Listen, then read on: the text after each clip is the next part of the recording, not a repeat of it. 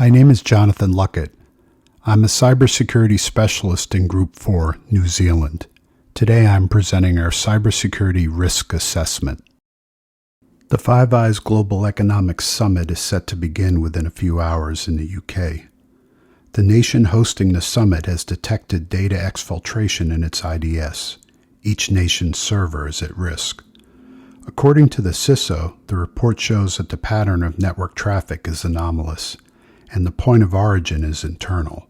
Someone at the summit is involved in this. The New Zealand security team has pulled together this presentation that covers the following: threats, vulnerabilities, attack vectors, threat modeling, cyber attribution, security controls, and recommendations. Technical threats to an organization can contain the following: unpatched software, weak hardware configurations, lack of security policies, lack of security policy enforcement, incomplete threat and vulnerability analysis, and technical flaws in off-the-shelf products. Organizations need to ensure the implementation of security controls that address the above threats, such as a comprehensive security policy, periodic vulnerability assessments, a patching strategy for network and user devices, security baselines for users and network hardware, and a review of security flaws in off-the-shelf products. The security team conducted a vulnerability assessment looking at current and emerging risks. The team prioritized the risks into high, medium, and low impact and assigned mitigation controls. The team identified the following current risks: cross-site scripting, cross-site request forgery, SQL injection, buffer overflow, and brute force. As noted, all of these are categorized as high impact. Additional risks identified include man-in-the-middle attacks, unsecure configurations, spear phishing, and privileged escalation. Note, only one, privileged escalation, was rated as medium impact. For emerging risks, the following were noted: ransomware, VPN attacks, fileless frameworks, and zero-day exploits. 2 were high impact, and 2 were considered medium impact.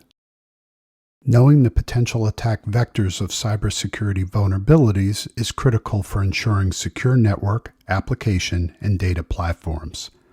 Cybersecurity flaws include anything that compromises a product's CIA trinity: confidentiality, integrity, and availability. An organization or corporation can be attacked in a variety of ways. To safeguard the data it manages, a system must be designed with the threat landscape in mind, developing defenses and mitigations to known threats.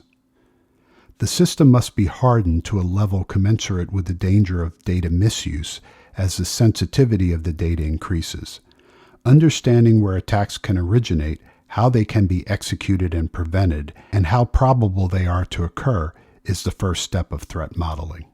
Here's a table that displays the results of threat modeling. Note the 5 categories: hardware, software, communications, social engineering, and physical security. Cyber attribution is the process of tracking, identifying, and laying blame on the perpetrator of a cyber attack or other hacking exploit. An organization often conducts investigations to attribute the incident to specific threat actors and to help ensure the attackers are brought to justice. Cyber attribution can be very difficult because the underlying architecture of the Internet offers numerous ways for attackers to hide their tracks. The security team conducted a cyber attribution analysis.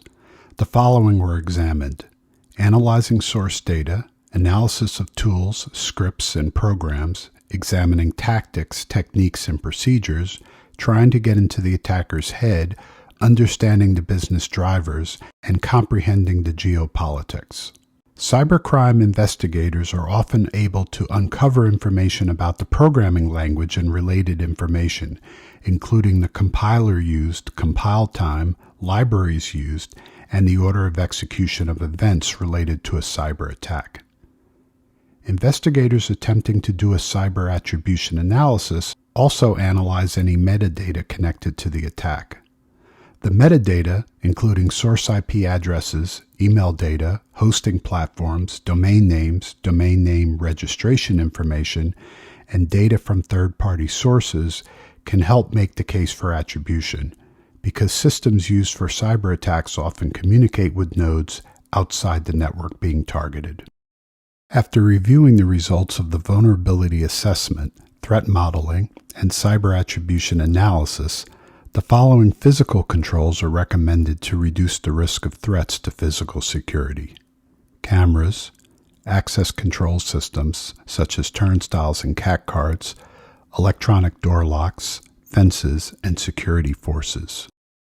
Security operation controls include the following: IDS, IPS, security information and event management, which can uncover suspicious user activity, detect advanced threats, uncover data exfiltration, and monitor IoT security. A comprehensive data backup and recovery strategy to ensure data integrity. And finally, an access control system for physical security and access to network applications and data sets. Security engineering controls include secure protocols, HTTPS and SSH, public key infrastructure, single sign-on, and secure email. Organizations need to ensure security controls that address the discussed threats, such as a comprehensive security policy, periodic vulnerability assessments, a patching strategy for network and user devices, security baselines for users and network hardware, and a review of security flaws in off-the-shelf products. The only way an organization is going to protect its assets and ensure confidentiality, integrity, and availability is with a comprehensive, holistic approach to security.